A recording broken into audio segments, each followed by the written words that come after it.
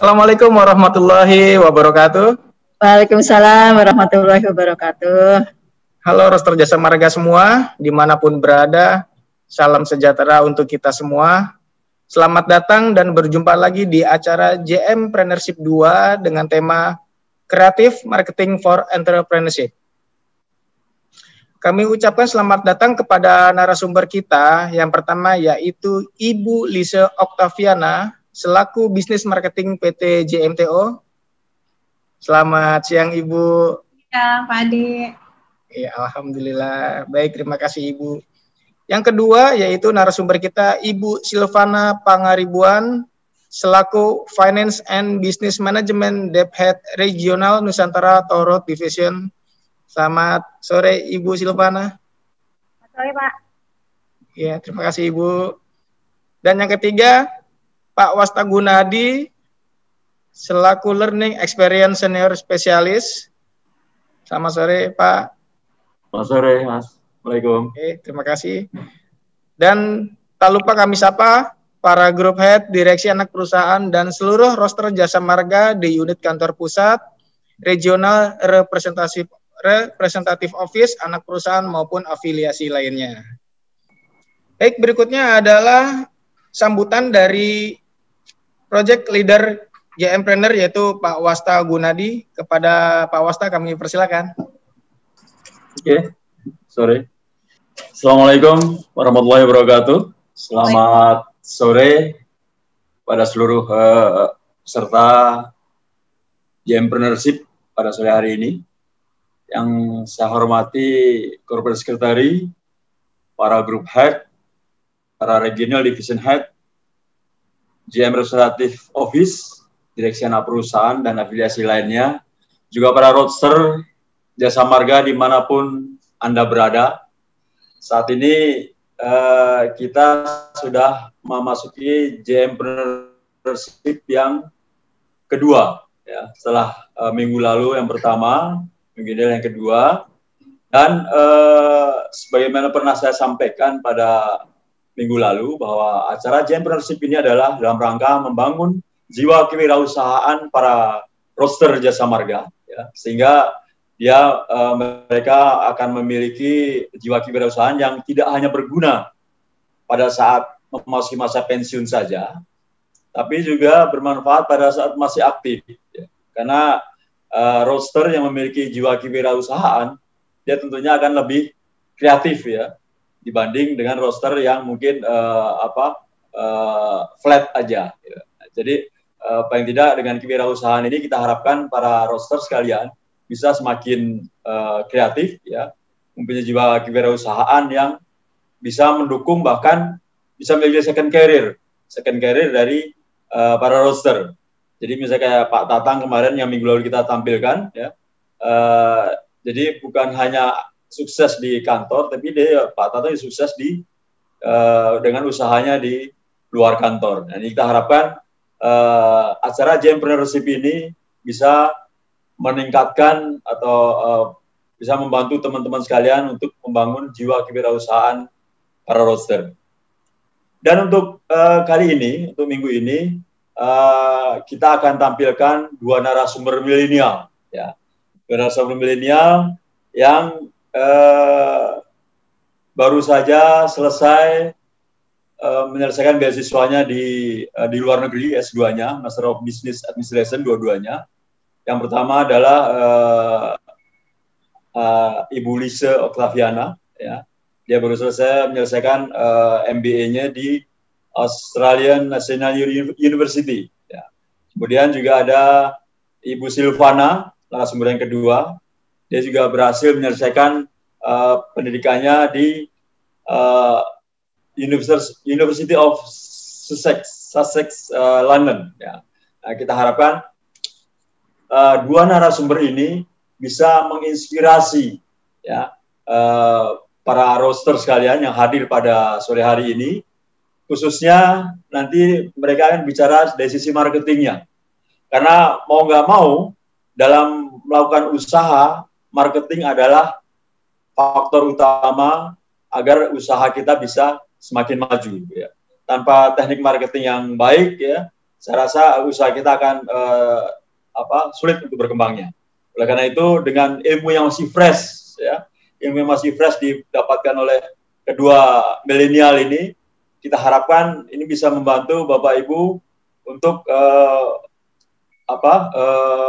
membantu untuk mengembangkan usahanya apabila sudah ada, atau paling tidak bisa memberikan gambaran kira-kira dari kacamata milenial si marketing untuk mengembangkan kewirausahaan itu seperti apa. Nah, nanti kita harapkan sesi ini bisa bermanfaat buat para roaster dalam mengembangkan usahanya.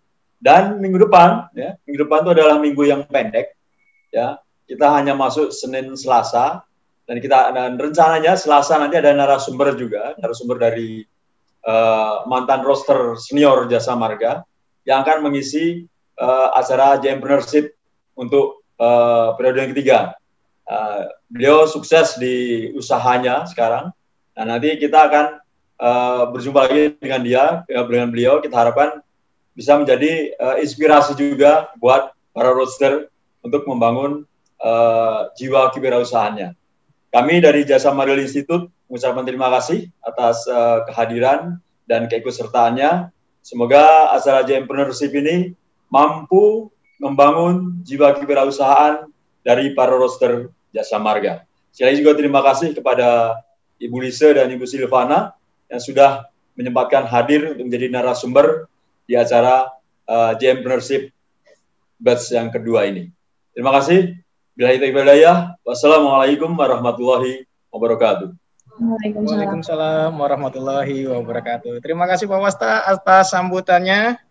Baik, sebelum kita masuk ke acara utama, kami ingatkan untuk seluruh partisipan, dan nantinya akan ada voucher untuk 5 best question. Ya, kami ingatkan 5 best question yang nanti di akhir acara akan kami umumkan oleh panitia.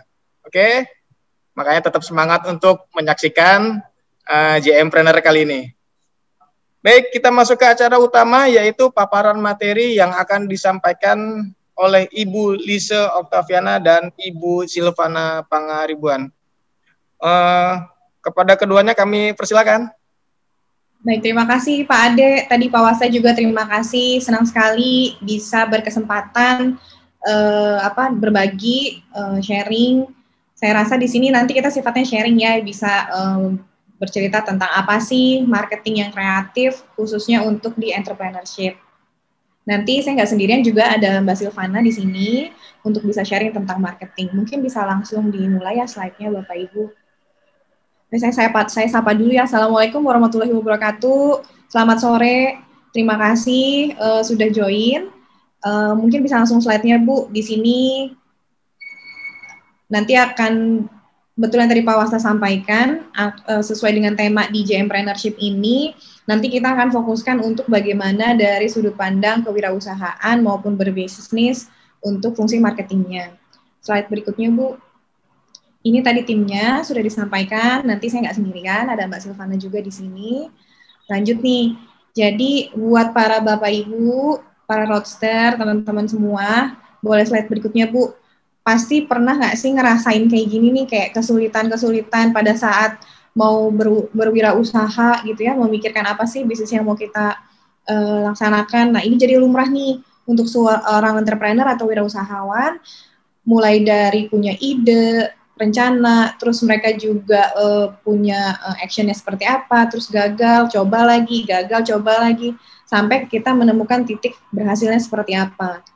Itu jadi hal yang biasa. Dan pernah juga nggak sih Bapak Ibu mengalami kesulitan, kebingungan kayak apa kita udah di jalur yang tepat, terus ngerasa kayak kurang percaya diri dengan bisnis yang kita pilih, terus juga kayak kehabisan ide apalagi ya yang mau kita pilih untuk bisa masuk ke sebuah usaha, terus kayaknya kita ngerasa kurang gitu ya, nggak punya informasi tentang pasar, sulit mutusin yang mana, takutnya ini cuma referensi pribadi gitu ya, takutnya orang lain nggak suka, terus juga banyak sumber terbatas nih, uang, waktu gitu ya, jadi banyak ketakutan-ketakutan, tapi kita rasanya pengen mulai usaha gitu. Nah di slide berikutnya, ini juga ada beberapa tipe wirausaha, dan saya rasa pasti para roadster, Bapak Ibu sekalian semua di sini juga motivasi untuk berwirausahanya nih beda-beda. Ada yang pengen dapat penghasilan tambahan, tadi yang seperti Pak Wasa sampaikan, atau second karirnya, persiapan masa pensiun, atau buat tabungan masa depan, atau misalkan hanya ingin menyalurkan hobi aja nih. Nah, ini tipe wirausaha ini sebenarnya macam-macam. Di sini kesempatan ini saya mau share ada 3 tipe. Yang pertama itu usaha retail. Ini biasanya jadi pilihan banyak orang untuk memulai usaha karena cenderung risikonya kecil dan aman.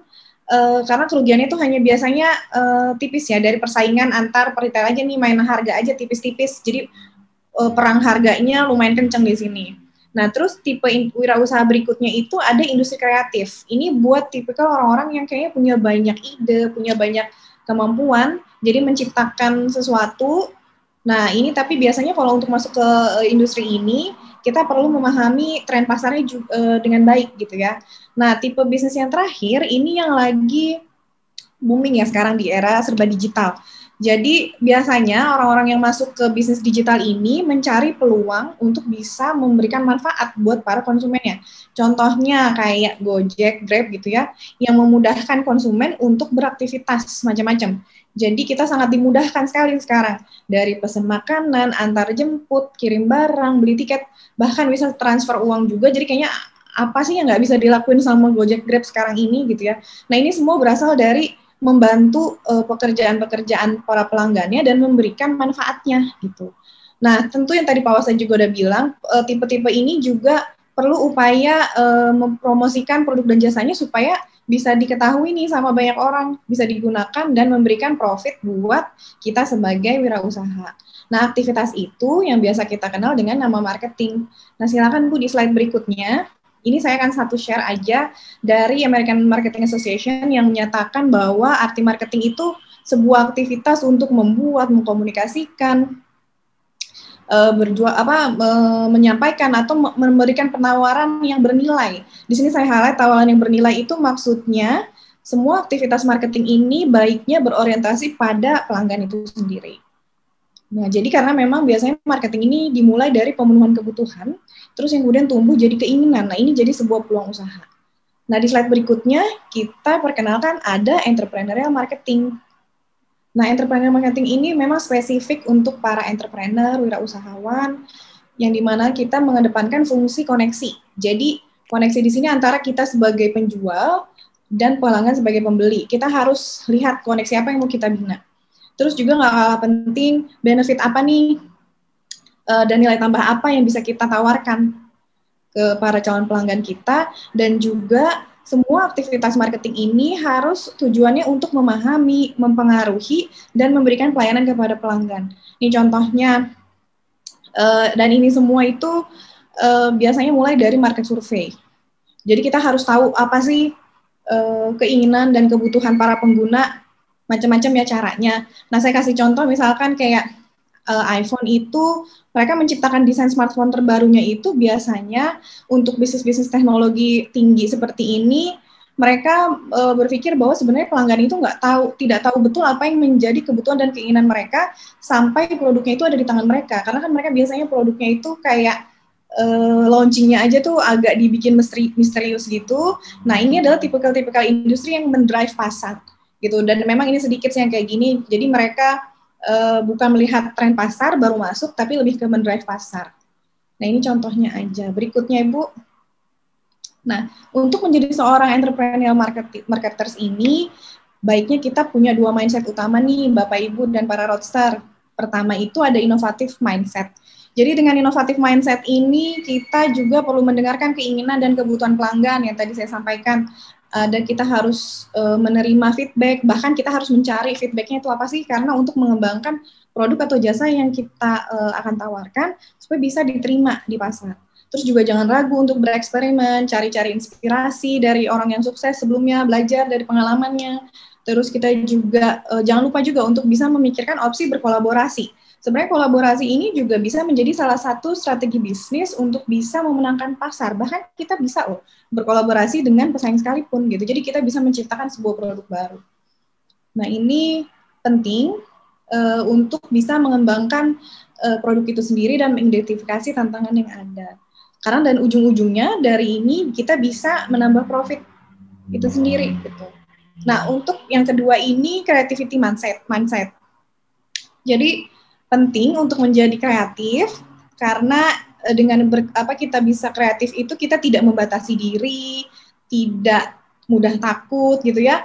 Jadi senang mengeksplor, kita gunakan daya imajinasi kita untuk bisa menghasilkan berbagai macam ide, pilihan, pemikiran yang bisa kita kembangin untuk bisa mengidentifikasi permasalahan apa sih kalau kita mau masuk ke sebuah pasar dan mencoba solusi-solusi yang baru. Gitu. Nah, silahkan Bu ke slide berikutnya. Dengan 2 buckle mindset tadi, kita udah mulai siap nih untuk bisa melakukan perencanaan marketing. Nah, apa sih yang harus kita lakuin pertama kali? Ya, pertama kali itu kita harus kenali dulu nih pasar yang mau kita masuk itu seperti apa. Mulai dari kita harus tahu nih kita mau jual ke siapa.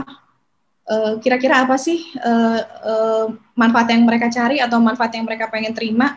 Dan kita nanti akan pakai framework jobs to be done. Habis ini kita akan simulasi sama-sama, seru-seruan. Terus juga kita harus menentukan kenapa kita milih produk ini, kenapa kita harus menawarkan jasa ini, apa yang berbeda dari pesaing kita, apa yang membedakan. Nah, ini juga harus kita tentukan di awal supaya kita bisa meng-highlight keunggulannya. Terus yang ketiga adalah selanjutnya di mana sih kita mau jual atau menawarkan produk dan jasa kita ini sesuai segmen tadi yang kita pilih. Nah, semua aktivitas ini nih mirip-mirip kayak market survey supaya kita bisa lebih mengenal dan menentukan strategi aktivitas marketingnya ke depan seperti apa. Nah, lanjut ini slide ini jobs to be done. Di sini saya minta partisipasi Bapak, Ibu, dan roadster sekalian untuk bisa sama-sama mikirin ide apa sih terkait usaha yang akan Bapak Ibu inginkan. Nah, framework ini tuh lazim digunakan untuk merencanakan usaha atau bisnis, berinovasi. Gitu. Ini mirip-mirip dengan value proposition design atau design thinking yang mengidentifikasi customer pain yang ada. Gitu. Jadi kita pakai framework ini, template-nya seperti ini. Ini bisa Bapak Ibu roadster sekalian dimulai dengan pengalaman pribadi, keluarga, atau kita kayak pernah dengar gitu ya. Kita bisa menemukan peluang usaha dari apa sih yang menjadi kebutuhan. Contohnya kita dia Gojek sama Grab itu kan menemukan kebutuhan dengan kebutuhan para pengguna dengan juga para driver yang juga pengen cari usaha gitu ya. Nah, ini coba kita ikutin template-nya mulai dari situasinya, kebutuhannya apa sampai tujuannya apa. Ini saya kasih contoh misalkan kita kalau lagi di perjalanan jauh darat gitu ya, nyusurin Trans Jawa, kita pengen membuat diri kita nih terhibur sehingga kita tidak merasa bosan. Nah, boleh diklik sekali Bu. Nah, contohnya ini adalah Spotify. Siapa sih yang pernah menyangka gitu ya bahwa usaha bisnis digital atau platform musik ini tuh ternyata laku keras karena berawal dari mereka tujuannya hanya ingin membantu orang-orang kayak saya yang males bikin playlist musik itu dibantu banget nih sama Spotify yang bisa bikinin daftar lagu. Bisa ngikutin dicocokin sama segala situasi, misalkan lagi santai, lagi olahraga, atau bahkan lagi mellow sekalipun, Spotify punya playlistnya. Dan Spotify ini juga berkembang dengan ada unsur kolaboratif dari usernya, jadi mereka bisa dengerin playlist orang lain, dan akhirnya saling follow. Nah, ini gambar berikutnya adalah milkshake itu awalnya dulu banget, kenapa ada milkshake itu adalah bagaimana orang itu pengen sarapan yang praktis. Kalau sekarang sih udah banyak ya yang bisa dibawa pergi, tapi awal mulanya adalah membantu orang untuk bisa sarapan secara praktis. Nah, yang terakhir ini gambarnya adalah contohnya, nah ini penutup ibu menyusui. Dulu kan nggak ada nih kayak gini. Nah, ini muncul barang-barang seperti ini karena kebutuhan pasar gitu. Sekarang menjadi hal yang biasa kayaknya ibu menyusui ini main ke mall, makan gitu mungkin ya sebelum situasi COVID-19 ini. Nah, ini menjadi kebutuhan dan mungkin lain-lain deh, banyak produk yang Bapak Ibu atau para roadster suka lihat di online shopping itu muncul dari memang kebutuhan para penggunanya. Nah, mungkin udah ada yang bisa sharing apa ya, nanti ini template-nya bisa ya dipakai untuk kita mau menentukan apa sih yang kita ingin masuki gitu ya. Nah, ini slide berikutnya adalah tentang strategi marketing standar ya Bapak Ibu. Ini sudah sering kita dengar istilah STP ini. Apa sih STP itu? Segmenting, targeting, dan positioning. Mulai dari kita mengklasifikasikan target produk kita, disesuaikan dengan kebutuhan dan karakteristik para perilaku calon pelanggannya, terus juga kita targetkan, kita kerucutkan, kita fokuskan pada salah satu atau beberapa kelompok segmen pasar, berdasarkan ketertarikan maupun tujuan bisnis kita. Nah, yang terakhir ini yang paling penting menurut saya, positioning itu bagaimana kita menentukan posisi kita di pasar maupun di mata calon pelanggan. Karena ini menjadi alasan kenapa para pelanggan atau konsumen ini memilih produk kita dibandingkan dengan produk pesaing. Gitu. Nah, di slide berikutnya ini tentang segmenting. Bisa kita mulai dengan 4 kategori ini. Nah, biasanya kalau yang 2 kategori atas ini, demographics dan geographics ini, biasanya dipakai untuk skala bisnis yang lebih besar atau korporasi untuk mengidentifikasi segmen pasarnya. Nah, biasanya untuk kayak small business, wirausaha itu, kita bisa pakai sektor yang bawah nih, Bapak Ibu, Roadster, untuk psychographics-nya, dan juga behavioralnya seperti apa. Jadi untuk bisa melihat pola perilaku, gitu ya, gaya hidupnya seperti apa, daya belinya seperti apa. Nah, ini bisa kita dapat informasi ini di internet maupun sosial media. Nanti mungkin lebih lengkap Mbak Silvana akan cerita di sesi digital marketing. Nah, manfaatnya apa ya untuk bikin segmentasi pasar ini? Tentunya untuk bisa kita memudahkan nanti untuk bikin perencanaan aktivitas berikutnya, kayak bikin konten media promosinya apa gitu ya. Terus juga kita bisa memahami keunggulan produk kita apa. Dan juga kita tahu nih pesaing kita seperti apa, jadi lebih bisa kita highlight dan bahkan kita bisa kontrol dan evaluasi perencanaan kita sendiri. Lanjut untuk di slide berikutnya. Nah, ini untuk targeting. Yang tadi saya sampaikan bahwa kita sudah mulai mengerucut nih, milih mana ya segmen pasar yang mau kita pilih. Nah, ini mungkin biasanya bisnis retail itu masuknya ke yang mass marketing nih, jadi kayak tidak teridentifikasi barang-barangnya atau jasanya bisa untuk siapapun. Atau kita pilih yang sudah tersegmentasi, kita targetkan beberapa kelompok pasar, ada di segmented marketing. Atau bahkan yang sudah sangat terkonsentrasi, itu masuk ke dalam concentrate marketing gitu. Jadi sudah sangat-sangat spesifik. Ini tergantung kita sesuaikan dengan bisnisnya kita. Lanjut Bu, untuk di slide berikutnya itu tentang positioning. Nah, ini yang tadi saya bilang, menurut saya ini cukup penting karena kita bisa mengetahui posisi kita tuh ada di mana. Gitu ya, ini namanya alat bantunya adalah perceptual map atau biasa kita sebut peta persepsi sebagai alat bantu untuk kita bisa tahu di mana sih posisi kita maupun para pesaing kita. Ini saya contoh ambil dari industri otomotif yang dibagi dari 4 kuadran. Berdasarkan tipenya, ada yang klasik, atau sporty, atau practical, atau konservatif. Ini kelihatan ya ada penyebaran di kuadrannya itu di mana. Nah, sebenarnya kita bisa ngeliat dari 2 sudut pandang. Buat para pelaku usaha yang sudah existing, kayak contohnya nih di Audi, dia saingannya ternyata deket-deketan nih sama BMW, gitu ya. Jadi kita tahu siapa kompetitor terdekat kita yang ada di kuadran yang sama. Atau misalkan kita ada pelaku usaha baru. Kalau pelaku usaha baru, mungkin kita akan lihat di kuadran mana sih yang sedikit nih saingannya, gitu ya. Apakah kita mau masuk ke situ, gitu ya. Jadi untuk yang baru mau mulai cari ide, peta persepsi ini juga bisa kita tahu di mana sih kuadran yang kosong yang sekiranya kayaknya persaingannya nggak cukup tinggi gitu ya, masih lebih sedikit kompetisinya gitu. Nah, ini untuk STP-nya. Nah, selanjutnya untuk strategi marketing berikutnya Bu, ada di slide berikutnya ya. Ini adalah 4P. Ini juga yang biasa kita sering dengar, produk, price, place, and promotion itu strategi marketing berikutnya. Nah, untuk entrepreneurial marketing ini yang tadi saya sampaikan kan lebih baik nih kita berorientasi pada pelanggan. Jadi diketemukan nih sama 4C-nya.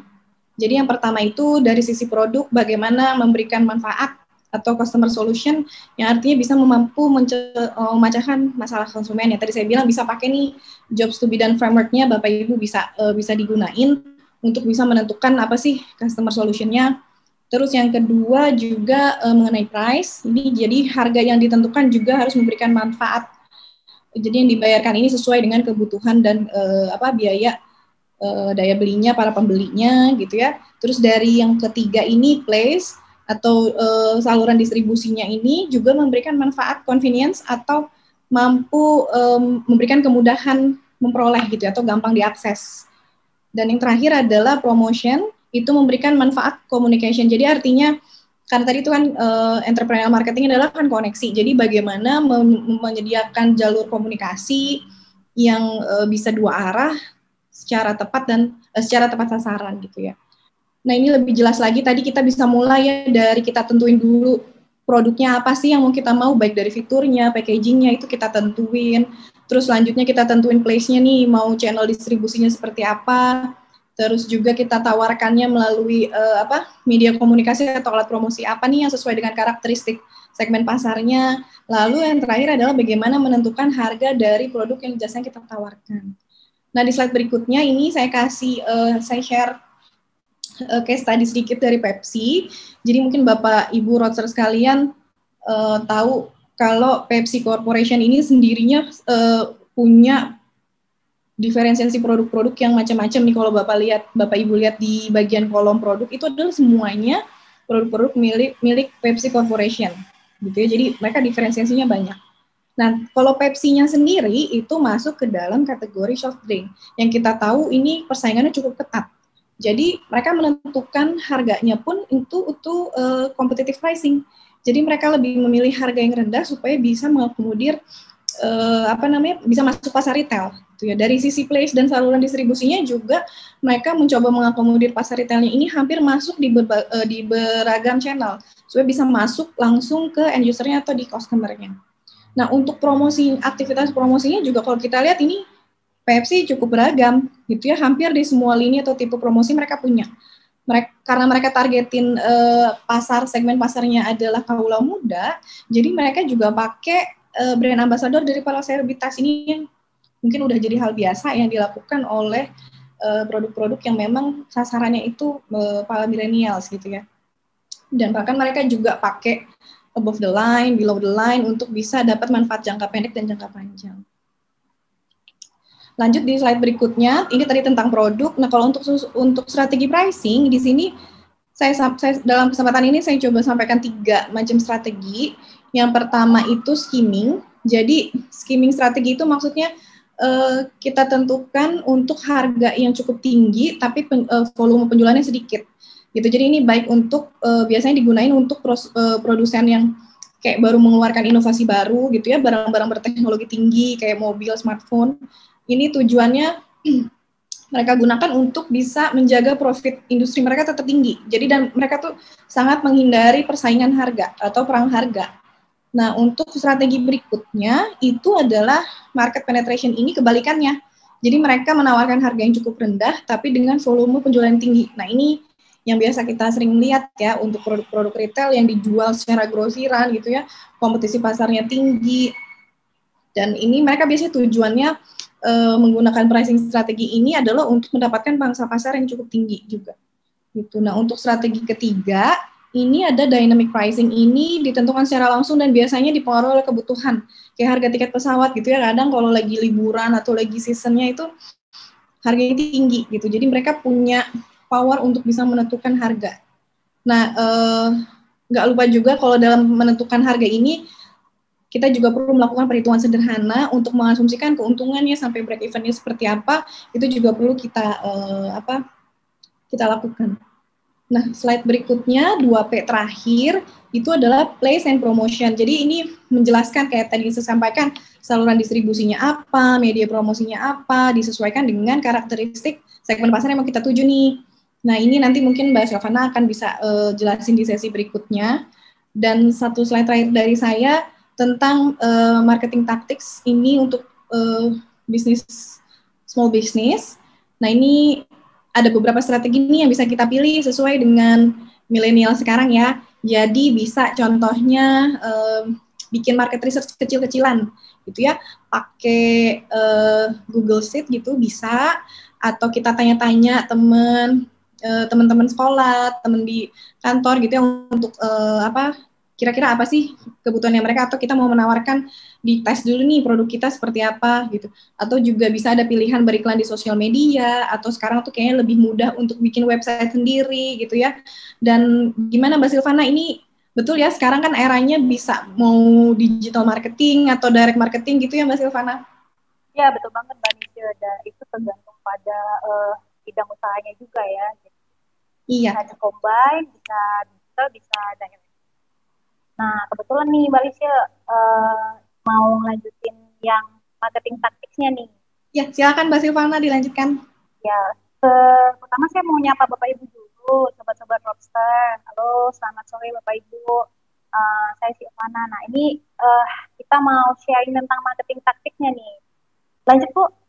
Nah, yang pertama tuh direct marketing, Bapak Ibu. Direct marketing ini adalah penjualan secara langsung untuk menciptakan hubungan relationship yang erat dengan antara penjual dan customer. Biasanya ini dilakukan di tempat-tempat pertemuan kayak rumah, kantor, kafe. Kalau dilihat tuh ada direct selling, telemarketing, bisa email marketing, bisa macam-macam ya Ibu-Ibu. Ada bapak-bapak juga. Dan next, nah ini pembagian tipe-tipenya ya. Kalau yang nomor 1 itu pasti Bapak Ibu pernah dengar tuh ada yang minta appointment sama Bapak Ibu untuk ketemu. Nah itu person to person sales tuh. Yang paling mungkin yang paling populer tuh yang nomor 3. Ayo yang suka arisan di sini siapa? Nah bagi yang suka arisan, nah ini adalah momen penting nih. Misalnya nanti dia memasarkan produknya atau ngomong-ngomongin tentang produk dari merek-merek lain. Jadi dia kayak multi level marketing juga. Nah ini bisa dikombin dengan network marketing di sebelah kanan. Ada juga door-to-door sales. Jadi ada yang meninggalkan flyer atau bahkan mendemokan produk ya ke rumah-rumah.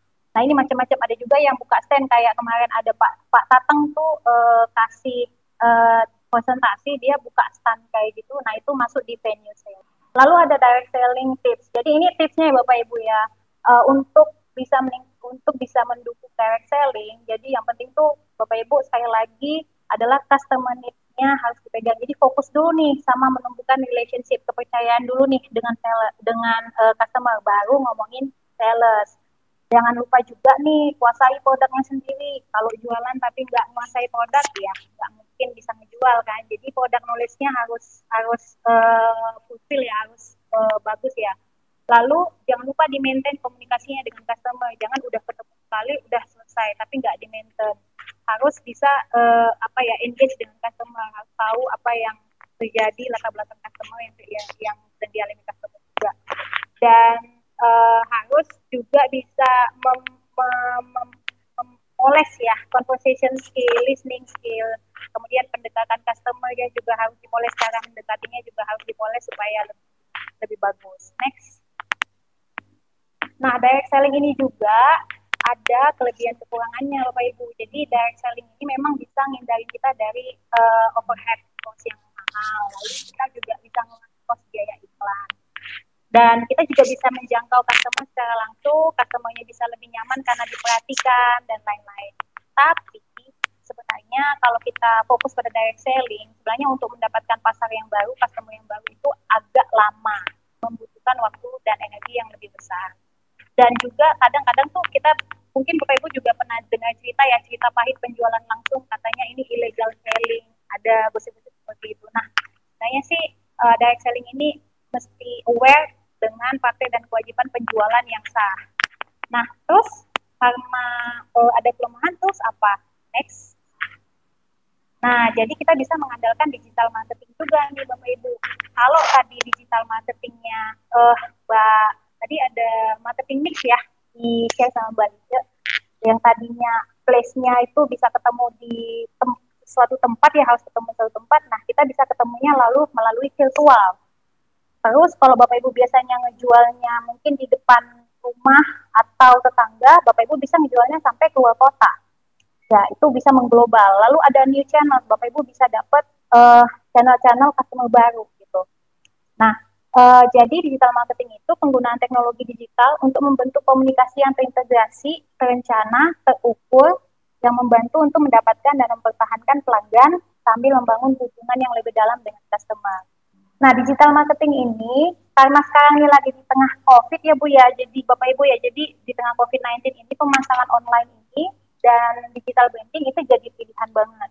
Nah, ini kita kutip nih, ada dari sumber terpercaya ya. Yang pertama tuh Ketua Umum Asosiasi Lisensi Indonesia menyatakan pelaku UMKM ya harus tetap semangat. Ini pop-up-nya menutupi presentasi. Jadi UMKM ini sangat didukung oleh pemerintah karena bakal meningkatkan perekonomian juga yang membantu perekonomian, tapi dengan lebih diutamakan dengan platform digital. Nah, kalau Bapak Ibu lihat di itu ada artikel terkait perusahaan yang biasa dia itu melakukan direct selling kayak Tupperware itu di tengah pandemi tiba-tiba meluncurkan layanan toko virtual. Jadi benar-benar banyak alasan Bapak Ibu untuk beralih ke digital marketing. Nah, ini gambaran singkat saja Bapak Ibu. Kalau ini adalah survei di United Kingdom sih sebenarnya, tapi bisa diaplikasikan juga bahwa dari jam 6 sampai jam 3 paparan kita untuk mengakses itu lebih banyak ke digital ya. Nah, yang paling besar itu komputer, paling kecil itu adalah dalam bentuk print out. Nah, ini jadi peluang nih Bapak Ibu.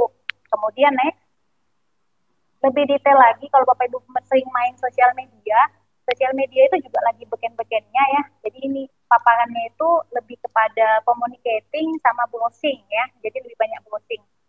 Jadi ini peluang juga untuk Bapak Ibu bisa pasang ads di website.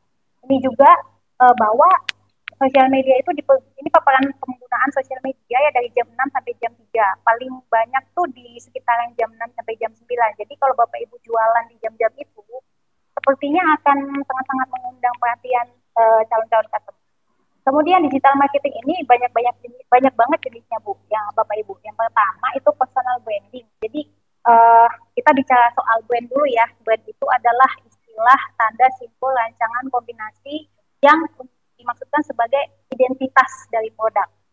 Nah, ini sedangkan branding ya kita membuat identitas, kita menyebarkan identitas kita, membentuk identitas kita untuk bisa memberikan kita satu identity yang kita itu beda loh dari produk yang lain gitu, dari bisnis yang lain. Kalau dilihat brand positioning itu banyak ya, bisa dari brand heritage, ada brand value. Kalau brand heritage, Bapak Ibu pernah lihat Burberry ya. Burberry itu ada logonya, tapi motif seperti yang di layar itu Burberry banget. Jadi kalau ada produk motif yang seperti itu sebenarnya on behalf Burberry. Kemudian ada juga contoh-contoh lain kayak pakai David Beckham dengan kemacuannya, ya kan, sebagai brand ambassador dari satu parfum misalnya atau satu produk stylish ya, style terutama. Lalu, nah masuklah kita ke personal branding. Kalau kita udah tahu branding, nah personal branding itu juga perlu. Penjualnya juga perlu dikenalkan karena dari image penjualan kadang-kadang produk itu bisa laku juga gitu. Nah, personal branding ini sendiri adalah mempromosikan diri beserta pencapaian. Jadi pencapaian Bapak Ibu itu bisa menjadi salah satu faktor sih bagi customer untuk memilih, ya aku memilih untuk memakai produk dari si A. Next, nah di sini adalah teman saya sendiri nih Bapak Ibu dari UK, Jeremy Jacobs namanya. Nah, Jeremy ini punya toko bakery. Nah, toko bakery-nya itu kalau dilihat dari desain-desain tampilannya ya, itu kayak memberikan kebahagiaan gak sih? Dan ini tertuang pada personality-nya dia. Personality-nya dia itu bisa kita lihat di website pribadinya. Dia sering curhat, berbagi tentang gimana dia bangun bisnis. Terus dia kasih cerita-cerita lucu. Dan dia lihat ya desainnya. Kalau kita makan kuenya itu kan kuenya manis ya. Nah, katanya kalau kita makan kuenya, hidup kita juga ikut manis. Nah, itulah cara dia mempresentasikan produknya dia. Dan itu dia tuangkan di website-nya. Dia juga suka donate kemana-mana ya. Nah, gimana nih personal branding Bapak Ibu terkait produk Bapak Ibu juga, kan itu mendukung produk Bapak Ibu juga ya. Next, ini juga contoh nih Bapak Ibu, ada Christopher Lee, graphic designer, dia banyak menghasilkan desain-desain untuk proyek-proyek besar ya. Kemudian ada Robbie Leonardi, illustrative designer. Nah, Robbie ini dari Indonesia tapi lama di USA. Dia itu memanfaatkan website pribadinya sebagai resume dan portofolio dengan cara yang kreatif. Jadi pengunjung websitenya itu bisa melihat resume dan portofolio Robbie melalui game simple. Jadi ada games di websitenya dia, boleh dicoba. Kemudian Bapak Ibu, yang kedua adalah content marketing. Nah, content marketing ini memasarkan konten dengan tujuan membentuk brand awareness. Kemudian juga lead generation dan pembentukan database prospek customer. Jadi dalam content marketing ini, kontennya itu harus bisa berbicara apa sih yang membuat produk-produk Bapak Ibu itu beda dari kompetitor. Bisa dalam bentuk tulisan kayak e-book, blog ya, atau buat website itu ada tulisan-tulisan, berbagi tips juga bisa. Kalau rajin bagi tips biasanya orang sering follow, terus akhirnya dia mau, oh ini orang personality-nya baik nih, mau bagi tips, ya udah aku kayaknya percaya deh sama dia gitu. Kemudian ada video, nanti Bapak Ibu dipasang di YouTube, YouTuber itu kan banyak ya. Lalu audio bisa di podcast kayak kata Mbak Lisa juga tadi itu ada ya. Lalu gambar dalam bentuk gambar-gambar, kadang-kadang ada sampai ada kata-kata itu kan gambar lebih bicara daripada kita sendiri yang berbicara kan gitu. Nah, kemudian ini nih yang paling beken nih. Semua pada tahu pasti social media marketing. Nah, memarketingkan melalui jaringan sosial media. Kenapa sosial media? Karena sosial media itu bertindak sebagai platform interaktif antara brand dengan potensial customer secara bebas, ya kan? Kemudian dengan bantuan media sosial, Bapak Ibu bisa memperluas jangkauan audiens secara cepat. Nah, media sosial juga lebih terjangkau bila dibandingkan dengan media mainstream seperti kayak billboard, advertising, dan lain-lain ya. Kemudian jaringan media sosial juga terintegrasi. Bapak Ibu juga bisa memantau kan ya progres. Misalnya Bapak Ibu tuh ngepost sesuatu, berapa orang yang lihat, berapa orang yang like, berapa orang yang komen. Jadi tahu tuh tindak sebenarnya respon dari yang membaca atau yang melihat itu seperti apa. Jadi social media marketing ini sangat direkomendasikan sih. Nah, ini tapi ada yang perlu diingat nih kalau kita mau melakukan social media marketing. Bukan kita asal ngepost, bukan kita asal untuk menaikkan follower, tapi Bapak Ibu harus merencanakan target. Jadi targetnya apa? Naikin jumlah follower dulu. Oke, habis itu post 3 konten per hari. Harus ada nih step-stepnya. Harus ada target-target dari kecil sampai besar. Kemudian karena kan juga kemampuan Bapak Ibu untuk memposting konten berkualitas itu kan agak ini ya, agak kritikal ya. Jadi kemampuan kita untuk memposting itu juga harus diperhatikan. Makanya harus buat target. Kemudian pelajari matriks mana yang perlu dipantau. Apakah Bapak Ibu mau meningkatkan awareness? Kalau meningkatkan awareness ya pantaulah jumlah follower. Ya, berapa yang share, berapa yang retweet. Kalau nggak ada retweet, ya berarti itu jadi feedback ke kita. Kemudian kalau mau meningkatkan engagement, komen, like. Nah, kemudian kalau mengonversi follower jadi buyer, kalau Bapak Ibu menyangka follower itu bisa jadi buyer, belum tentu. Gimana caranya meningkatkan follower jadi buyer? Banyak caranya. Dengan cara melakukan postingan yang pastinya berkualitas dan informatif. Lalu mengenai kepuasan konsumen, makin banyak review testimoni, Bapak Ibu makin banyak nih peluang untuk mengevaluasi produk sendiri. Tapi kalau nggak ada yang komen, kadang-kadang kita nanya, ini produk kita udah bagus atau belum sih gitu ya. Jadi harus dipantau. Kemudian identifikasi targetnya, audiensnya. Jadi kalau target audiensnya seperti apa, itu target audiens itu temukan audiens seperti apa yang ditargetkan oleh kompetitor. Jadi kita bisa bersaing juga dengan kompetitor. Biasanya dia follow siapa ya? Kompetitor kita tuh kelihatan kan di following siapa yang dia follow gitu. Kemudian lakukan survei, ajak follower. Jadi kalau tiba-tiba ada yang mend-DM Bapak Ibu, nah itu biasanya tuh bisa jadi tuh marketing ya kan. Lalu tentukan pesan seperti apa yang Anda kirim. Nah, kalau Bapak Ibu mau jualan, misalnya ya, memarketingkan alat musik, tone berbicara, cara kita memasarkan itu juga beda dengan tone orang yang mau beli game atau sama customer catering misalnya ya, atau restoran, itu beda tone-nya. Jadi harus dikenali. Inilah yang perlu diingat kalau mau pakai social media. Nah, influencer marketing, kenal pasti kan dengan ini kan, influencer. Jadi kita memarketingkan pakai jasa influencer. Kalau ini toko-toko ini tidak kenal, coba apakah Bapak Ibu kenal tokoh yang ini? Nah, ini Mas Fahmi tadi saya lihat ikut nih ya kan. Kalau ada di Instagramnya Bapak Ibu, nah itu Mas Fahmi sedang menjadi influencer. Kalau dilihat di Instagramnya boleh lihat nih ada Pak Tatang Kusdiana. Nah, Mas Fahmi ini sebenarnya menjadi influencer bagi produknya Pak Tatang Kusdiana. Nah, ini adalah Fahmi adalah pelaku marketing, bukan ya, Pak Tatangnya ya, pelaku marketing sejati. Gitu. Nah, inilah contoh-contohnya, contoh influencer marketing Bapak Ibu. Ini contoh aja Bapak Ibu ya, ini kalau saya tuh kalau buka website pasti kebuka ads-nya banyak banget, advertising-nya banyak banget, ya kan? Kalau digeser muncul juga, ya kan? Next, ini kalau Instagram, saya nggak pernah follow yang namanya Harmony Bazaar Signature, tapi dia muncul. Nah, itu adalah sponsor.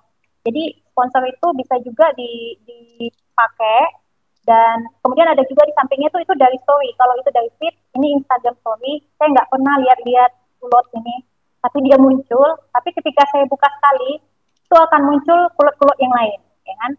Lalu ada Snapchat yang beken nih di luar negeri ya. Lalu ada message. Nah itu kalau ibu lihat tuh message saya sendiri itu banyak banget yang ngasih iklan. Ada body shop karena saya udah pernah beli ya kan. Kemudian ada yang lain-lain join promo pinjaman lunak ya. Ada di message itu. Nah ini contoh juga nih Bapak Ibu, ada Coca-Cola buka page juga dia di Facebook. Nah ini email saya nih, tapi emailnya itu isinya udah dibagi-bagi nih sama Gmail, utama sosial promosi. Biasanya kalau Bapak Ibu mempromosikan sesuatu, itu masuknya di promosi. Gak pernah saya melihat buka-buka itu, tapi dia muncul aja. Nah ini peluang juga ya, banyak cara untuk marketing secara digital. Kemudian ada retweet, jadi kadang kita jualan di retweet. Tapi kalau Twitter ini dia halamannya itu kan kecil banget jumlah karakternya ya, jadi terbatas. Jadi Bapak Ibu harus benar-benar memilih kata yang bisa menjual. Next, nah ini sebenarnya yang menarik nih. Kalau kita udah jual udah berhasil nih pemasaran kita dengan tingkat penjualan yang tinggi, jangan berpuas hati dulu Bapak Ibu. Bapak Ibu mau mempertahankan penjualan nggak? Harus mau sustain nggak? Kalau mau sustain, loyalty program adalah jawabannya. Karena apa? Customer itu nggak ada sebenarnya ikatan customer untuk tetap di produk yang sama. Intinya ya rasanya ya dia suka-suka hati gua untuk milih produk gitu ya. Nah kalau ada yang lebih murah, aku mau berpaling ke yang lebih murah gitu. Nah loyalty program ini sangat penting Bapak Ibu untuk memaintain terutama customer yang sudah loyal ke Bapak Ibu ya.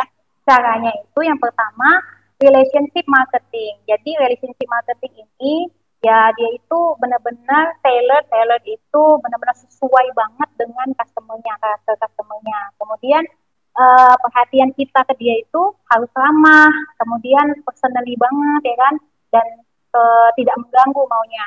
Kemudian ada program It's Our Pleasure. Jadi kita ini bagian dari pelayanan gitu. Lalu sistem poin penghargaan loyalitas.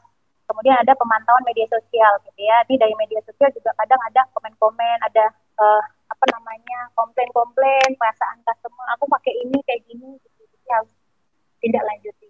Benefitnya yaitu kepercayaan, membangun trust, membangun confidence, mengurangi anxiety dari customer terhadap produk-produk Bapak Ibu sendiri. Kemudian ada frekuensi marketing Bapak Ibu, program pemasaran yang dirancang untuk memberi penghargaan kepada para pelanggan, terutama big customer, karena telah melakukan pembelian berkali-kali atau telah melakukan pembelian dalam kuantitas yang besar. Next, intinya siapa sih yang boleh pakai frekuensi marketing? Siapa saja, perusahaan apa saja, bisa perhotelan, supermarket, travel, penerbangan. Nah, generally di proses ini ya, prosesnya adalah yang pertama Bapak Ibu harus punya database pelanggan ya kan, akumulasi transaksinya. Yang setelah ada transaksi pelanggan tadi udah diakumulasi, coba lihat mana pelanggan yang memang loyal, yang beli dalam porsi besar gitu ya, berperan banget dalam jualan Bapak Ibu, itu kasih dia sistem poin. Kemudian ada sistem poin itu harus dipikirin juga sih sebenarnya ya. Lalu sistem poin ini nanti ada penawaran reward menarik, lalu nanti jadinya happy customer.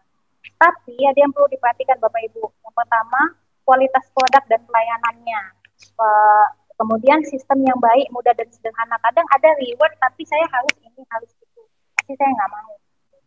Kemudian reward harus memberikan benefit. Of course, kalau kita dikasih, Bapak Ibu ada waktu nggak ini gini. Tapi kelebihannya sebenarnya nggak ada. Saya itu nggak ada reward, sebenarnya dia mau jelasin doang supaya dia kita mau beli doang gitu. Ya itu apa? Kemudian perolehan poin harus dikomunikasikan. Jangan poinnya itu dikomunikasikannya ketika udah expired ya Bapak Ibu ya. Nanti yang ada kekecewaan customer yang muncul. Oke, membership marketing ini hampir sama dengan frekuensi marketingnya. Tapi bedanya ya akumulasi transaksi pelanggan, kemudian nanti akan ada penawaran keanggotaan. Nah ini kadang-kadang saya menempatkan diri sebagai customer ya, bedanya saya pelanggan ini dengan pelanggan ini apa? Nggak ada, ya udah ngapain gitu ya kan, ngapain berlangganan. Gitu. Nah harus ada harus dipastikan juga memang membership programnya ini menarik nggak ya. Nah, ini yang perlu diingat juga di membership marketing adalah yang pertama itu kita kan banyak ya caranya kalau mau mengikut member baru ya, bisa direct mail, telemarketing, dan lain-lain. Tapi yang penting tuh fokus Bapak Ibu, fokus pada bagaimana Bapak Ibu bisa maintain membership tersebut gitu. Nah, perlahan-lahan termaintain supaya berhasil. Kemudian pahami membership sendiri gitu. Jangan terlena dengan teori-teori marketing dan ide-ide fancy. Tapi sumber daya sendiri itu nggak cukup gitu. Jadi harus, kalau kita menerapkan membership ini harus tahu sumber daya kita sendiri dan waktu yang kita punya itu cukup nggak untuk bisa memenuhi program membershipnya. Nah, inilah ultimate destination-nya Bapak Ibu, customer loyalty berdasarkan postage loyalty model dari Oliver 1997. Jadi mulai dari cognitive loyalty, effective loyalty, cognitive loyalty sampai action loyalty. Jadi yang disasar pasti action loyalty. Ini bisa dianalogikan dengan seperti ini. Saya sederhana aja, saya pakai Pepsodent ya. Dari dulu sebenarnya ganti-ganti tuh awalnya. Jadi kita pakainya yang penting segar gitu. Muncullah itu di cognitive loyalty, saya bilang Pepsodent atau yang lain-lain ya. Kemudian muncullah Pepsodent. Nah, setelah saya coba ternyata Pepsodent ini mahal banget, Citadel ini kurang enak gitu di ujung-ujungnya, atau ada spesifik lagi ya. Akhirnya saya beralih ke effective loyalty, saya pakai Pepsodent, ya kan? Setelah Pepsodent berkali-kali saya puas nih Bapak Ibu dengan Pepsodent. Ya udah, akhirnya saya action loyalty. Mau berapapun harga Pepsodent, mau ada produk baru, tetap saya di Pepsodent. Apapun produk yang harganya ataupun produk-produk yang baru juga saya tetap di Pepsodent. Tapi Bapak Ibu, dari action loyalty, saya berubah menjadi cognitive loyalty. Kenapa? Gigi saya jadi tiba-tiba sensitif, ya kan? Wah, nggak cocok nih Pepsodent lagi bagi saya Bapak Ibu. Akhirnya saya beralih ke produk lain, cari yang dia bisa mengobati gigi sensitif. Masuklah ke cognitive loyalty. Saya coba-coba, akhirnya saya nemuin Sensodyne. Jadi berapapun harganya Sensodyne, ada produk-produk baru, mau Colgate, mau apapun, tetap di Sensodyne. Nah, poin lesson learn di sini adalah apa Bapak Ibu? Sekalipun customer Bapak Ibu sudah loyal itu di action loyalty, dia bisa tiba-tiba menjadi cognitive loyalty. Nah, ini bagaimana Bapak Ibu bisa memaintainnya dengan cara melakukan loyalty programs. Mungkin itu, jadi pahami pain-nya customer, maka Bapak Ibu akan menemukan action loyalty customer. Jadi habis ini kita kembali ke Malaysia. Ya, makasih Silvana. Nah, ini saya mau share satu lagi sebagai salah satu contoh case study bagaimana kita memasarkan sebuah produk. Jadi, pakai produk yang nggak jauh-jauh nih, yang ada di Jasa Marga Group sendiri. Jadi, kalau boleh di slide berikutnya, mungkin Bapak Ibu juga pernah tahu apa sih Let It Flow itu. Nah, Let It Flow ini dikembangkan. Jadi Let It Flow ini adalah sebagai alternatif untuk bayar tol yang sekarang lagi diuji cobakan terbatas gitu ya. Nah, boleh di slide berikutnya ini, Let It Flow ini dikembangkan dari dimulai dari customer pain-nya itu sendiri yang tadi saya bilang. Bahkan kita bisa cari tahu nih apa sih jobs to be done yang harus kita bantu untuk para pengguna jalan tol, karena ternyata mereka tuh selama ini suka ngerasa kesulitan mau tapping itu susah, harus pakai alat bantu gitu ya, ada tong tol. Terus juga mereka harus minta bantu petugas atau mereka harus buka pintu gitu ya. Jadi bahkan kartunya jatuh, ini jadi pekerjaan-pekerjaan yang bisa kita bantu untuk menyelesaikan memberikan kemudahan untuk para pengguna jalan tol. Terus juga struk yang kadang mudah hilang atau tercampur gitu ya. Terus juga ribet nih, banyak pakai kartu ini 1, 2, bahkan kalau kartu hilang saldo juga hilang gitu ya. Nah, ini makanya ada Let It Flow yang dikembangkan oleh Jasa Marga untuk bisa membantu proses transaksi bayar tol yang sekarang lagi diuji cobakan terbatas. Di slide berikutnya, nah ini makanya dibentuk tadi ada Let It Flow ya. Bisa mudah digunakan karena udah berbasis mobile application, sesuai yang tadi Mbak Silvana bilang nih, sekarang eranya udah ke sana, udah ke era platform digital, jadi ini memudahkan karena para pengguna jalan tol ini, mereka udah karakteristiknya cenderung waktu sama tempat ini udah nggak ada batasnya gitu ya, jadi mereka pengen bisa mengakses kapan aja. Dan dari sisi kemudahan pembayaran tol itu juga nggak perlu berhenti nih, cocok sama kebutuhan yang sekarang seperti apa. Dan juga mudah isi ulang tadi, dan dari sisi keamanannya juga isi ulangnya tadi itu dibeli vouchernya bisa lewat handphone langsung, nggak perlu ke ATM atau minimarket gitu ya. Dan juga semuanya itu fitur-fiturnya, boleh Bu di slide berikutnya, ada semuanya di dalam mobile application-nya. Dari beli voucher, kalau sekarang itu bisa dari link aja karena masih sifatnya uji coba terbatas. Terus kita bisa juga melihat untuk ngunduh elektronik struknya seperti apa gitu ya, bisa mencari histori pemakaiannya lewat mana aja, ada fitur notifikasi juga gitu. Terus sampai ada bantuan pelanggan yang udah kita siapkan untuk bisa diakses selama 24 jam. Dan yang paling penting nih, udah menggunakan sistem keamanan pakai PIN, OTP yang udah berstandar internasional. Boleh lanjut, Bu? Nah, ini kalau kita play, jadi kan kalau Bapak Ibu mungkin pernah lihat di beberapa titik, sekarang udah ada di 47 titik di Jabodetabek, bisa dipakai, boleh di play, Bu. Jadi nanti ini kurang lebih user experience-nya seperti ini nih, kalau ngelewat gardu tolnya. Udah ada tandanya, itu berarti sudah terpasang, terus kita cukup perlu melambat mobilnya hanya 20 km per jam, ALB-nya langsung kebuka. Jadi sangat memudahkan dan cocok juga untuk situasi yang harus contactless nih sekarang ya, meminimalisir kontak dengan pihak luar. Nah, lanjutnya, Bu. Nah, jadi buat Bapak Ibu para roadster yang belum pakai, yang sering warawiri gitu ya di jalan tol, pengennya tetap menjaga kesehatan, nggak mau buka jendela gitu ya, takut sekarang banyak kuman. Jadi bisa daftar dengan cara di-scan dulu barcode yang ada di sini. Nanti Bapak Ibu para roadster bisa isi data dirinya. Nanti akan kita kontak untuk kita konfirmasikan, kita janjian akan dipasang stikernya di mobil Bapak Ibu dan para roadster sekalian. Nanti lokasinya, fitment centernya saat ini sudah ada di lapangan parkir dekat gedung Jagorawi atau Geraha Service Provider. Di sana kita buka setiap hari kerja, nanti tapi harus janjian dulu supaya kita reaktivasi dulu, supaya data Bapak Ibu ini supaya sudah kita siapkan dalam stiker, nanti tinggal ini aja deh pairing. Saya rasa itu Bapak Ibu ditutup dengan selanjutnya aja Bu, ditutup dengan promosi Let It Flow ini bisa menjadi salah satu case study juga bagaimana kami di JMTO, khususnya saya di Business and Marketingnya JMTO ini mempromosikan Let It Flow sesuai dengan kebutuhan atau job to be done-nya para pengguna jalan tol. Saya rasa demikian, mungkin saya dan Mbak Silvana ya, kita sama-sama undur diri, mohon maaf kalau ada kesalahan. Saya rasa demikian, terima kasih. Wassalamualaikum warahmatullahi wabarakatuh. Waalaikumsalam warahmatullahi wabarakatuh. Baik, mari kita beri aplaus dulu untuk seluruh narasumber yang telah memaparkan materinya hari ini. Terima kasih. Selanjutnya yaitu sesi tanya jawab. Itu sudah ada beberapa pertanyaan yang tampil di chatroom. Kami akan membacakan beberapa pertanyaan terpilih. Untuk itu kami minta seluruh partisipan bisa mengaktifkan kamera videonya ya. Baik, pertanyaan pertama adalah dari MLJ Yudi. Dari MLJ, pertanyaannya adalah, dalam menjalankan bisnis dalam 2 tahun ke depan, analisa kreatif marketing apa yang perlu didalami bila menghadapi Black Swan?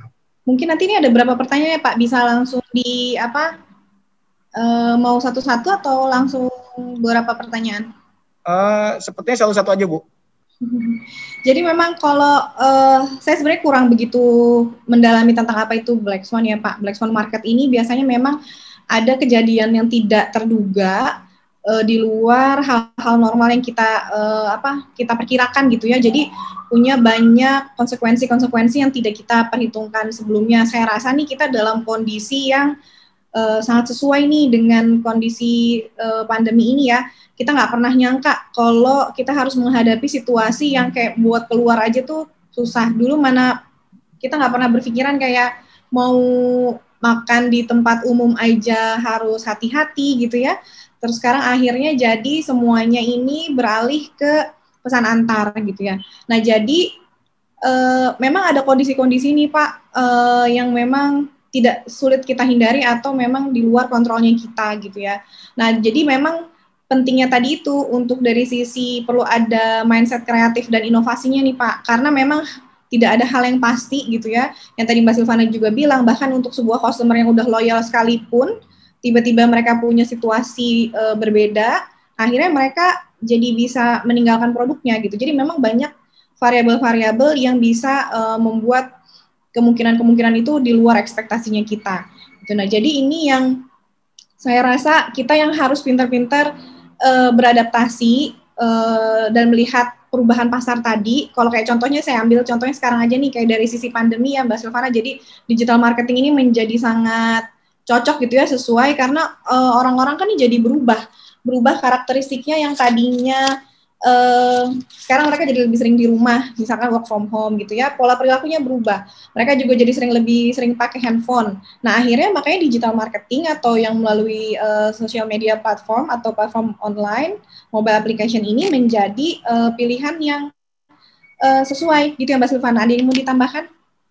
Kalau saya sih setuju dengan Mbak Aliza ya. Yang pertama itu ya Pak, mendefinisikan sebagai black swan ya Pak, dari definisinya aja itu nggak terprediksi gitu ya, tiba-tiba ada kejadian gitu. Nah yang paling penting sekarang setelah misalnya ada black swan adalah gimana kita bisa lebih gesit untuk segera berubah gitu, untuk adaptable dengan kondisi yang sedang berlangsung. Yaitu saya setuju dengan Mbak Aliza. Tapi sebenarnya yang bisa dikombine. Jadi kalau Bapak misalnya sehari-harinya direct selling dan digital marketing itu bagus banget. Tapi kalau cuma direct selling aja itu pasti sangat terpengaruh. Nah memang kombinasi keduanya itu sangat direkomendasikan Pak. Dan yang paling penting sih adaptable, kemudian aware dengan informasi. Ketika ada informasi itu langsung adaptable, langsung berubah gitu Pak. Nah itu akan segera mengantisipasi dari kerugian yang lebih besar kalau misalnya ada pandemi. Baik Pak Yudi, itu jawaban yang disampaikan oleh narasumber atas pertanyaan yang Pak Yudi sampaikan. Terima kasih Pak Yudi. Ya. Oke. Terima kasih Pak Yudi. Pertanyaan berikutnya adalah dari JCC Agus Widodo.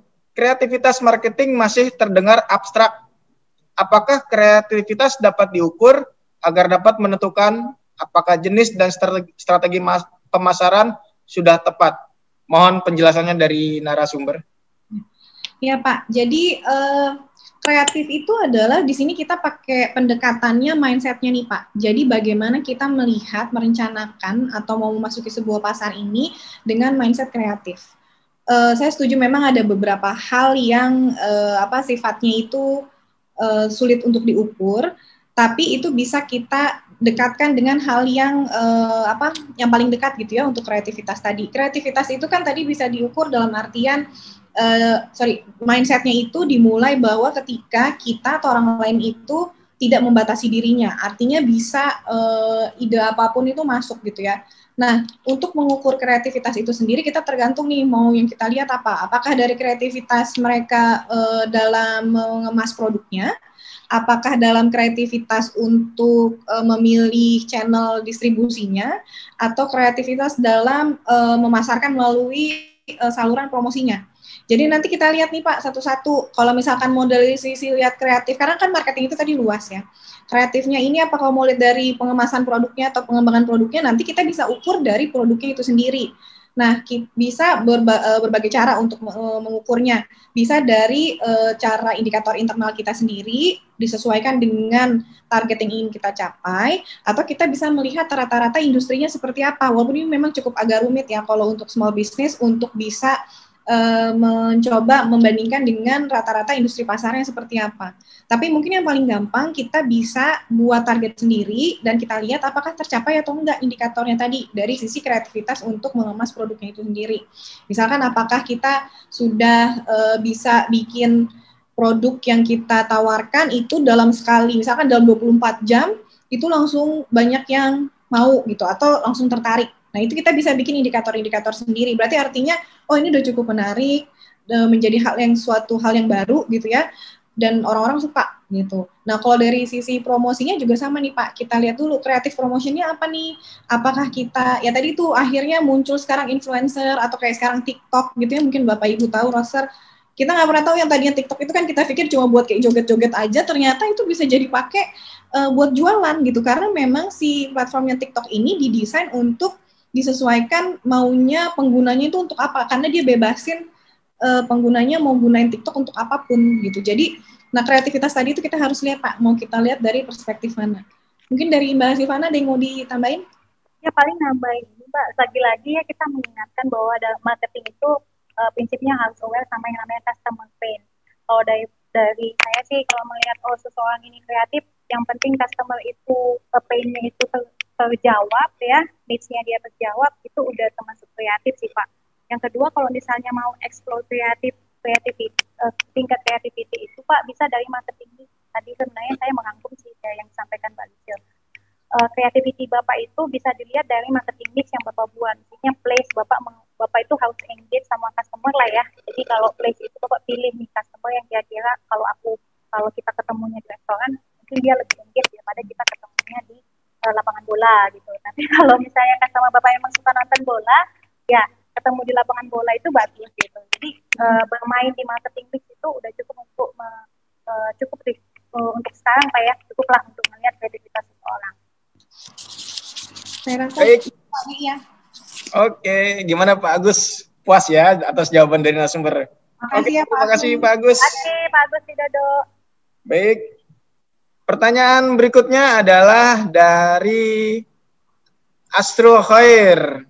Pertanyaan dari Iot Astro Khair. Pertanyaannya adalah, bagaimana menurut Mbak dengan slogan mulai aja dulu dalam berwirausaha untuk yang pertama kali? Apakah perencanaan itu penting dan harus dipersiapkan dulu, atau kita harus mulai dulu lalu buat perencanaan setelah wirausaha dilakukan? Nah, ini ya makasih Pak Dek. Mas Asru kayaknya sering banget nih ditanyain kapan gitu ya. Jadi kayaknya sering banget dengar istilah mulai aja dulu.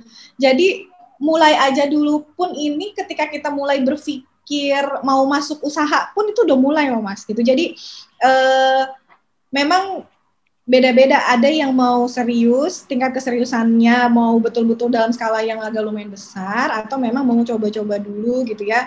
Nah ini sebenarnya coba-coba dulu juga bukan suatu hal yang tidak bermanfaat, itu artinya kita akan mendapatkan pengalaman dari pembelajaran kita yang coba-coba ini nih gitu kan.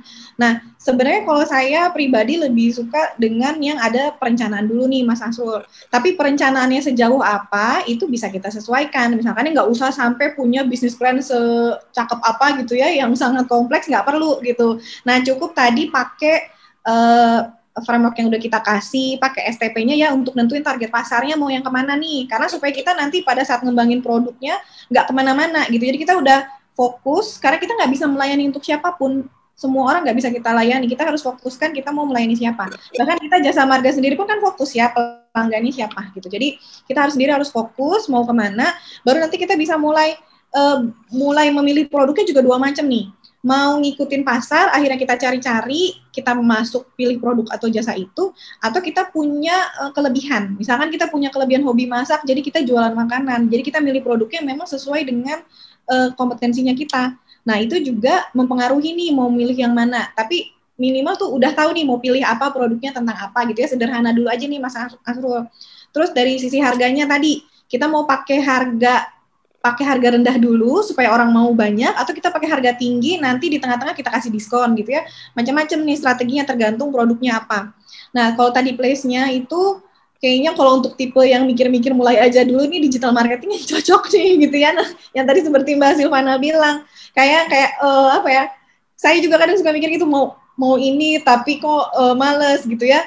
Nah ini akhirnya kebetulan di keluarga juga seneng banget punya keahlian turun-temurun bikin telur asin misalkan. Kebetulan keluarga saya di Bandung punya keahlian kayak gitu. Nah, jadi kita sama-sama nih mulai dari bikinnya itu kan waktu prosesnya lama kita pikirkan nanti kapan kita mulai masarin gitu. Jadi kita sesuaikan dengan karakteristik, karena ternyata bikin telur asin itu kan nggak cepat, butuh waktu proses yang lama gitu. Nah, ini yang perlu kita tahu dulu nih, kenali dulu produknya apa, pasarnya apa. Ternyata banyaknya pasarnya adalah di ibu-ibu rumah tangga. Tadi yang Mbak Silvana bilang direct selling cocok juga. Nah akhirnya bikin WhatsApp grupnya di RT RW. Nah itu ternyata penjualannya banyaknya di situ, di direct selling gitu. Jadi walaupun betul yang tadi Mbak Silvana bilang, kombinasi keduanya akan menjadi lebih bagus gitu ya. Mungkin itu kalau dari Mbak Silvana ada yang mau ditambahin? Kalau dari saya Mbak, yang pertama sih sebenarnya kan kalau ini kan kalau kan suka dulu ya, kalau nggak suka susah sih kalau untuk memulai gitu. Suaranya kurang terdengar jelas Mbak Silvana. Misalnya, jadi yang awal ini harus suka dulu ya. Jadi kalau misalnya penjual durian, kadang dia terinspirasi karena dia suka makan durian gitu. Wah, udahlah jual durian gitu. Tapi yang pertama itu sebenarnya suka, niat, passion. Kemudian yang pasti kan karena marketing ini bertemu banyak orang yang harus suka sosialisasi sih. Kalau introvert, extrovert itu kan harus tahu ya, aku tuh introvert atau extrovert. Ya kalau dia orang yang nggak mau bersosialisasi ya susah sih ya sebenarnya. Kemudian yang kedua, Bapak ikut Mas Ahlul Khairil ini ikut webinar ini udah salah satu keniatan loh. Udah salah satu langkah memulai gitu ya. Jadi kalau mau tuh bisa memulai dengan diskusi nanya-nanya dulu, nanya-nanya benchmark kayak sama Pak Tatang kemarin juga.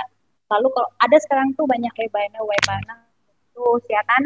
Dan nanti pas setelah itu akan ada masuk ke komunitas-komunitas seperti yang disarankan Pak Tatang kemarin juga. Nah, masuk ke komunitas bisa berkolaborasi. Jadi kadang motivasi lebih kuat ketika ada teman gitu bisa jadi. Nah, setelah itu saya percaya ini harus di planning juga ya, tapi planningnya setuju dengan Mbak Alicia, jangan terlalu ribet juga, harus buat yang gimana, harus buat analisa, buat pakai konsultan gitu, enggak. Ya, yang penting sih dipantau dari segi schedule, Pak. Jadi dibuat scheduling sih sebenarnya. Aku hari ini mau ini, besok ini, besok ini, besok ini. Supaya apa, kelihatan step by step-nya. Yang terakhir itu konsistensi sih, Pak. Jadi kalau nggak konsisten susah juga, memang harus niat dan konsisten sih. Terima kasih ya Pak Asrul. Semangat ya Mas. Oke Mas Asrul ya. Puas ya. Oke, terima kasih. Terima kasih Mas. Ya. Baik, berikutnya adalah pertanyaan dari Edi Prianto. Ya, dari Edi Prianto. Pertanyaannya adalah, usaha apa yang cocok untuk yang masih aktif bekerja dengan modal di bawah 2 juta rupiah? Monggo, narasumber. Ya, ini kayaknya pertanyaan banyak orang nih Pak Edi, saya rasa banyak yang nungguin ya Pak jawabannya. Saya juga Pak pengen tahu. Nah ini kita di sini berdua cuma bisa sharing ya Pak, dalam artian kita punya keterbatasan ilmu dan juga pengalaman. Jadi dan saya rasa juga semua tadi sharing yang kita sampaikan ini atau solusinya itu tidak bersifat generik ya Pak, dalam artian bukan obat generik yang bisa untuk jadi solusi segala macam situasi gitu. Nah, tapi memang artinya kalau dengan aktif bekerja ada modal 2 juta, saya lihat di sini yang kita perlu highlight berarti ada waktu terbatas dan modal terbatas gitu ya Bapak Ibu, karena kan masih punya tanggung jawab nih di pekerjaan. Nah, mungkin yang tadi saya sampaikan di awal di tipe wirausaha ini macam-macam. Kayaknya untuk cocok yang seperti ini tadi saya bilang juga ke Mas Asrul, ini tipenya mau yang kita lihat tren pasar, atau kita punya keahlian sendiri, kayak tadi masak atau seneng berkebun atau apa gitu ya, jadi bisa jual tanaman atau jual makanan, itu kita bisa mulai mau pilih yang mana dulu nih jalurnya, misalkan gitu. Nah, untuk dengan waktu yang terbatas ini, saya rasa sekarang kan banyak ya platform online shopping yang membantu kita untuk bisa nerima pesanan gitu ya, bahkan mungkin kita bisa atur juga tadi jadwal meresponnya, jadwal kirimnya gitu ya Pak.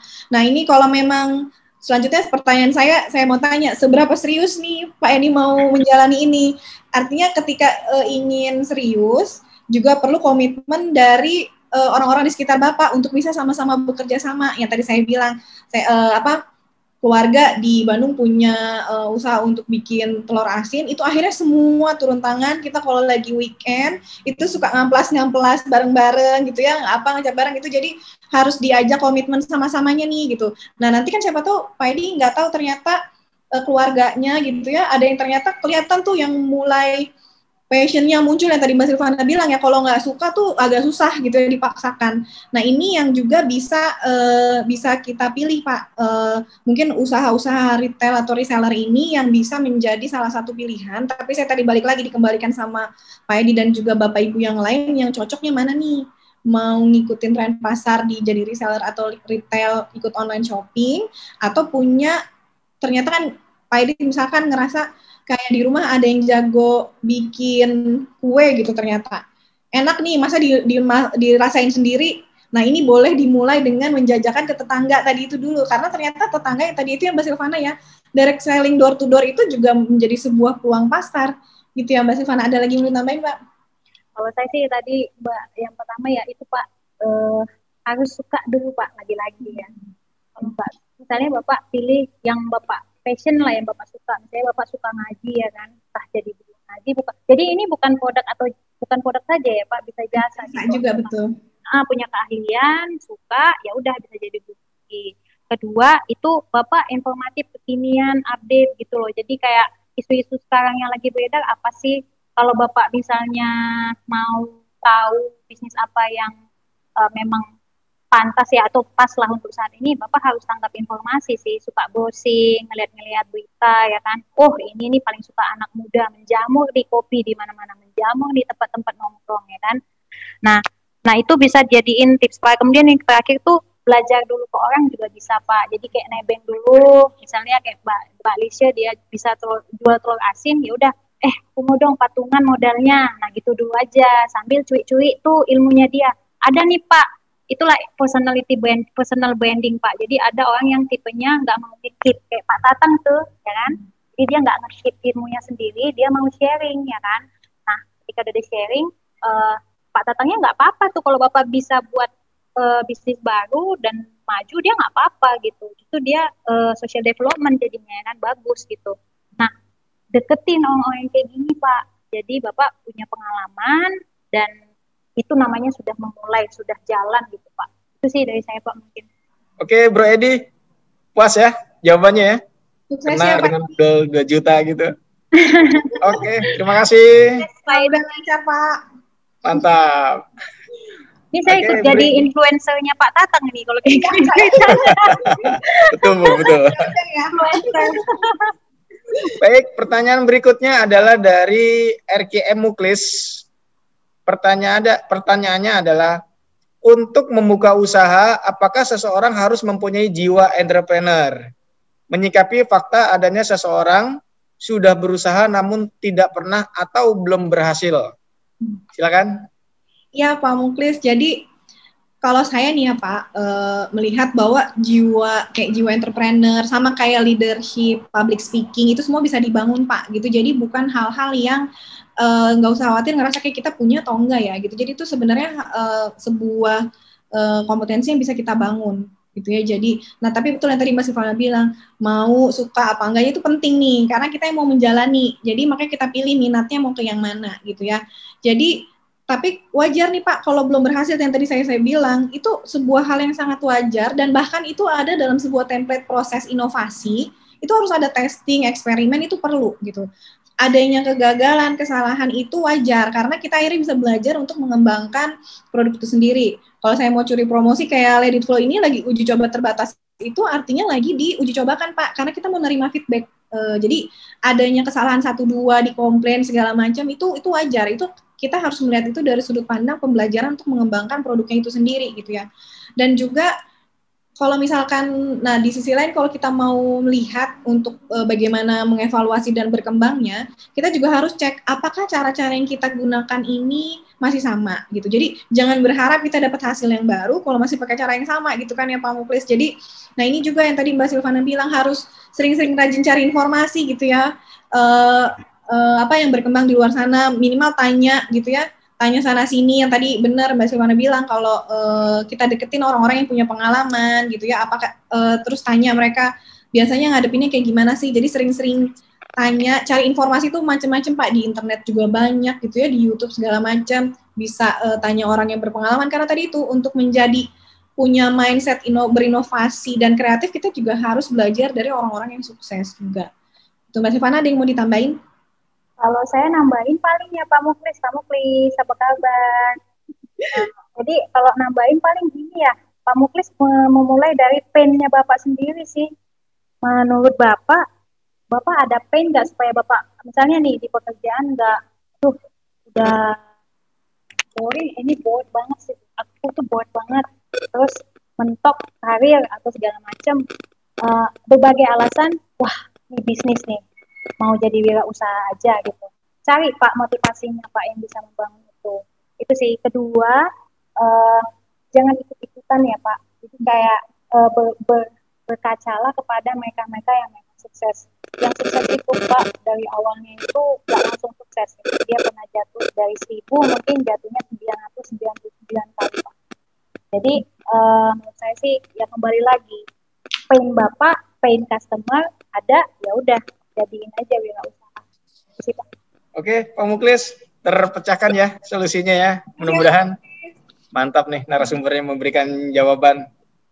Baik, pertanyaan berikutnya adalah dari pertanyaan berikutnya dari JBT_Sancita Gatra. pertanyaannya adalah, apakah setiap orang yang memiliki sebuah produk untuk dijual harus melakukan personal branding melalui media sosial atau sejenisnya? Dan haruskah pembentukan personal branding harus menggunakan keunikan dari produk yang dimiliki? Boleh mungkin Mbak Silvana mau mulai duluan? Kayaknya ya Pak Tommy ya. Itu yang kalau misalnya branding itu, kayak saya bilang tadi Pak, branding itu bisa dari yang menjualnya dulu, bisa baru ke produknya, atau bisa branding dari produknya aja gitu ya. Tapi personal branding itu mendukung sih Pak untuk meningkatkan brand awareness. Itu sebenarnya privilege dari, bukan privilege sih, preference dari Bapak sendiri gitu. Bapak lebih yang mana? Nah, kalau untuk tadi apa yang pertama, Bapak? Apakah harus ada pembentukan personal branding untuk menggunakan keunikan produk yang dimiliki gitu, Silvana? Sebenarnya tidak harus sih Pak, branding itu kan, tapi biasanya orang itu, Bapak kan memulainya pasti kalau untuk perusahaan yang kecil kan biasanya itu direct selling ya. Direct selling itu kan dimulai dari personality Bapak. Jadi biasanya orang yang menjual itu wirausahanya atau entrepreneurnya sendiri yang turun tangan ke lapangan kan. Nah, customer langsung berhadapan dengan entrepreneurnya gitu. Nah, kelihatan lah, dia jualannya kayak gini, produknya kayak gini, orangnya kayak gitu, males belanja di situ gitu. Nah, itu harus di maintain sih Pak, personal brandingnya juga gitu. Jadi orang mau beli di tempat Bapak itu dulu sih, baru dia ngeliat produknya. Produknya bagus ternyata gitu. Dia lihat yang lain lagi. Saya itu sih Pak, personal branding perlu juga. Aku mau nambahin sedikit aja Mbak Silvana. Jadi memang ini suatu pilihan bukan keharusan gitu ya. Jadi karena memang kita pilihannya mau apa, kalau kayak personal branding itu harusnya kitanya passion atau enggak gitu. Kalau sulit untuk bisa menggunakan sosial media, nggak tipenya ke sana, nggak usah dipaksakan gitu ya. Karena ini pilihan untuk kita mengasosiasikan diri kita ke produk atau juga mengasosiasikan produk itu dengan diri kita. Jadi kayak punya saling support untuk meningkatkan awareness terhadap produknya itu sendiri atau ke orangnya gitu. Jadi ini sebenarnya untuk sistem support aja untuk bisa meningkatkan awareness dari produknya itu sendiri. Mungkin gitu Pak Ade. Sukses ya Pak Sancita Gatra. Oke, narasumber berikut kami sebutkan lagi pertanyaan terakhir.